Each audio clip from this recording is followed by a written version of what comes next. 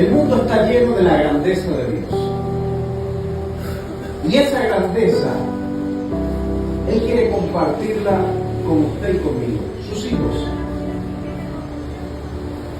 El Señor siempre ha intentado darle cosas buenas a sus hijos, nunca lo contrario. Usted debe tener siempre claro que Él está a nuestro lado, silenciosamente, como aquel campeón que siempre está a nuestro lado para pelear nuestras batallas, hacer prosperar todo lo que emprendamos en la vida y para lograr con creces y cierta facilidad en aquellas cosas que humanamente parecen imposibles. Pero hay algo que usted y yo debemos considerar, y es que nunca, en su palabra está así escrito, nos pide que hagamos nada, absolutamente nada, sin su ayuda. Es necesario que todo lo que iniciemos, que todo en aquello que nos proyectemos y comencemos a hacerlo funcionar, lo hagamos siempre pidiéndole su ayuda, su guianza y su buen favor. ¿Por qué, amados? Porque Él ha prometido que con Él nada es imposible. Ya. Ahora bien, para lograr las cosas con creces y para llegar siempre a buenos puertos, usted debe considerar seguir siempre el plan de Dios. La mentalidad de la generación de hoy, la generación cristiana de hoy es: Señor, sígueme. No es así. Siempre que en la Escritura alguien se acercaba al Señor, le decía: Señor, te seguiré. Y el Señor siempre dijo y advirtió en algún lugar, hablando de las multitudes que le seguían: cualquiera pues que quiera venir en pos de mí, niéguese a sí mismo. Y fíjense bien el sentido de las palabras. El Señor no dice cualquiera pues hacia el cual yo me dirija o yo sea su seguidor. Dice que venga en pos de mí. No podemos alterar el sentido de las palabras de Cristo y de su buena voluntad. Él no es nuestro seguidor.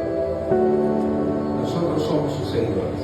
Por lo tanto, Él nunca nos ha pedido que hagamos nada sin su ayuda. Debemos siempre involucrarnos en nuestros asuntos. Hay personas que inician un proyecto y fracasan. ¿Por qué fracasan? Porque no involucran al Señor. Es un proyecto que está salido de la buena voluntad de Dios. Para conocer cuáles son los proyectos que están en la buena voluntad de Dios, hay que conocer su palabra. Porque en su palabra está revelada cuál es su buena voluntad, cuál es el camino que debemos andar y cómo debemos dar cada paso, el siguiente paso también. Ahora, nosotros debemos consolarnos respecto a esto, y es que Dios no necesita grandes personas para hacer su obra, solamente personas obedientes. Hay gente que es dispuesta, pero no es obediente, porque no busca la gloria de Dios al final del asunto, sino su complacencia, sus caprichos o su propia voluntad. Dios solo quiere, para hacer su obra y para mostrar su grandeza, para compartir su grandeza, personas obedientes. Hay gente que dice: yo quiero servir al Señor y ser un predicador de su palabra, pero no lee la Biblia. ¿Y de qué palabra va a hablar? De su imaginación, de sus deseos. Los deseos pueden ser correctos, pero también pueden ser incorrectos. Porque engañoso, dice la Escritura, es el corazón más que todas las cosas, y perverso. ¿Quién lo conocerá?, dice el Señor. Entonces, no podemos guiarnos por los impulsos ni por los pensamientos, debemos guiarnos por la palabra de Dios. Eso es lo que el Señor desea de sus hijos, que conozcamos su palabra y en base a su palabra emprendamos y hagamos cosas. Él nos ha dado, amados hermanos, grandes tareas. Predicar el Evangelio, servirle en su obra de una manera o de otra, según el don o el ministerio que hayamos recibido de Él. No es cualquier cosa, no es cualquier tarea, son grandes tareas, las más sublimes, las más gloriosas, las más importantes, en la cual se puedan involucrar o enrolar los hijos de los hombres aquí en este mundo. Y son esas tareas las que nos hacen grandes. ¿Cuántas personas hemos conocido que antes eran unos don nadie? Luego conocen a Cristo. El Señor le da la tarea de pastorear, de predicar, de cantar. Y esa persona sale del anonimato y se convierte en una persona muy importante, en una persona hasta famosa.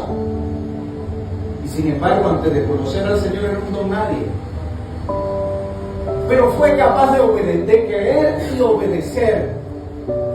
Y el resultado final fue que Dios compartió su grandeza con él por medio de las tareas que recibe. Y no estamos hablando de la gloria de Dios, estamos hablando de la grandeza de obrar para Dios por medio de la ministerio y la obra que nos ha encomendado hacer. Y esa persona llegó a ser un escritor famoso y prolífero, una persona que hoy es conocida en los 5 o 6 continentes. Algunos dicen 6 hoy, seguimos creyendo que hay 5 continentes. Hay personas que son figuras en su comunidad porque son pastores que se preocupan por los de la congregación y también por los que no están en la congregación. Se han convertido en verdaderos líderes sociales, en padres espirituales de toda una ciudad, de toda una comunidad, tanto así que hasta los políticos tienen que rendirle reverencia y pedirle consejería. Hombres sin Dios, muchas veces sin valores y sin principios éticos y morales, pero tienen que rendir su reverencia, su respeto ante aquellos hombres y mujeres de Dios. Porque la obra que Dios nos ha dado para hacer, repito, no es cualquier obra, no es cualquier acto. Es para su gloria, pero no se engrandece.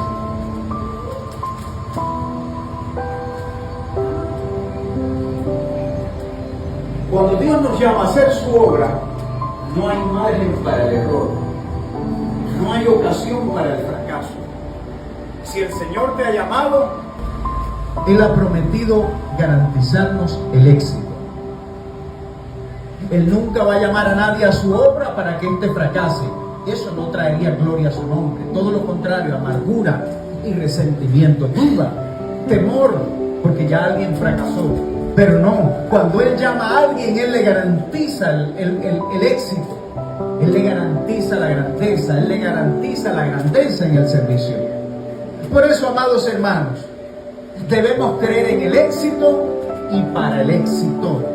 En Josué 1:8 el Señor le dijo a Josué, alguien que iba a iniciar después de aquel gigante Moisés haber partido a la presencia de Dios. Dios llama a Josué. Josué iba a iniciar la conquista de la tierra prometida. No era una tarea cualquiera, no era una tarea simple, porque hablamos de conquista, donde había oposición, donde había dificultades, donde había obstáculos y donde había gente hostil. Pero el Señor le dijo algo, y fue sobre ese algo que Josué se aferró. Y a partir de ese encuentro con el Señor, donde Él le da estas directrices, Josué comenzó a andar, comenzó a caminar, comenzó a hacer todo aquello fundamentado, inspirado y motivado por las palabras certeras del Señor.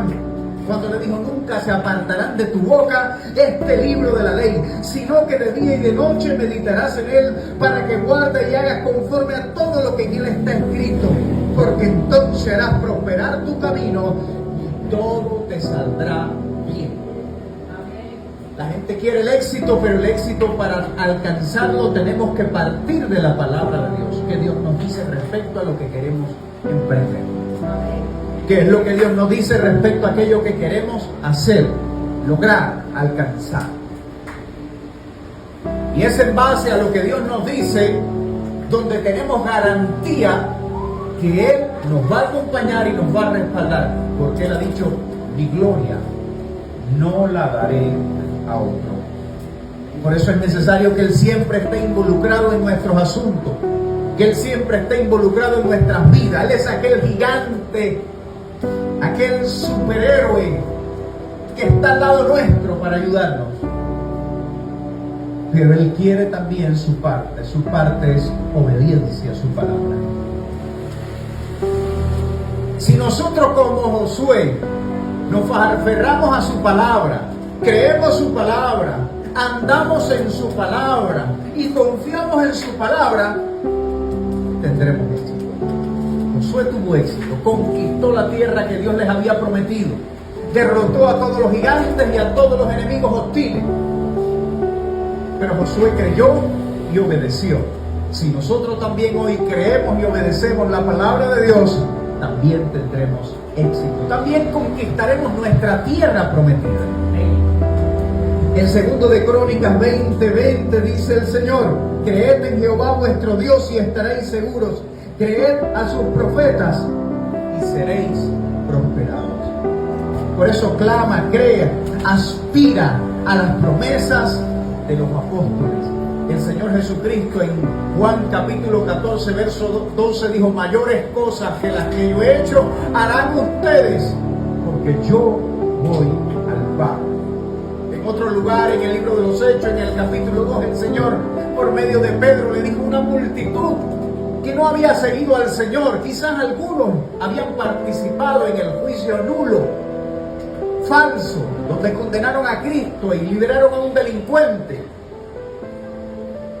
Pero allí estaban creyendo, allí habían sido impactados por la predicación de los apóstoles. Y se acercaron a los apóstoles, a Pedro, y le dijeron: varones hermanos, ¿qué haremos para ser salvos? Y el apóstol Pedro no le dijo otra cosa. Aquel Pedro que había negado a Cristo, aquel Pedro que había fracasado en un inicio en su misión, levantó su voz y le dijo: creed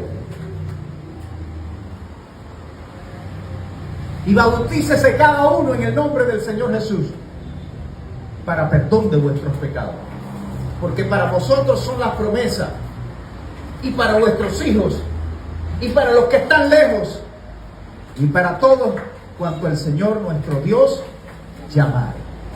Las promesas de Dios no solamente son para los apóstoles, no solamente fueron para ellos, también son para todos cuanto el Señor nuestro Dios sigue llamando. Ahora, si vivimos como los apóstoles, siguiendo al Señor, predicando su palabra, confiando en sus promesas y su palabra, las obras que siguieron a los apóstoles también nos seguirán a nosotros. El ministerio que acompañó a los apóstoles nos acompañará a nosotros, porque Jesucristo es el mismo hoy y siempre testifican las Sagradas Escrituras.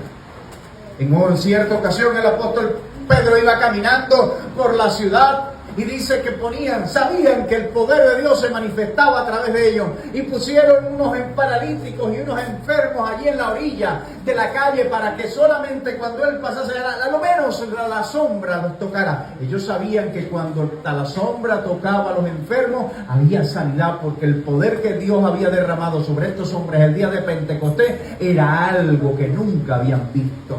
Y en efecto, cuando el apóstol Pedro y los demás apóstoles pasaban, solamente la sombra tocaba, por decirlo de alguna manera, a aquellos enfermos, y sus cuerpos eran sanados. Amén.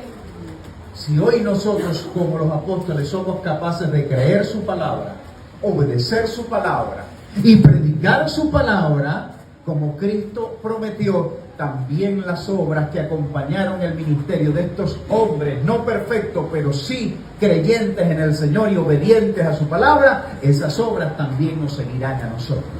Amén. Yo no sé cuál es la aspiración que usted tiene, hermano, en Cristo después que le conoció. Lo primero es la salvación. Pero yo pregunto, ¿y después de la salvación a qué aspiramos? ¿A tener un carro? ¿A tener una casa? ¿A tener un buen empleo? ¿A graduarme de la universidad? Eso son cosas terrenales que son pasajeras y circunstanciales y no garantizan nuestro éxito en la vida.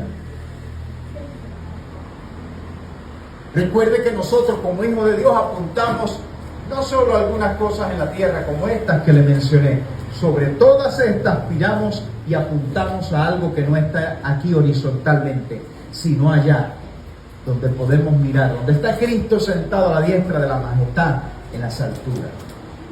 El Señor lo que prometió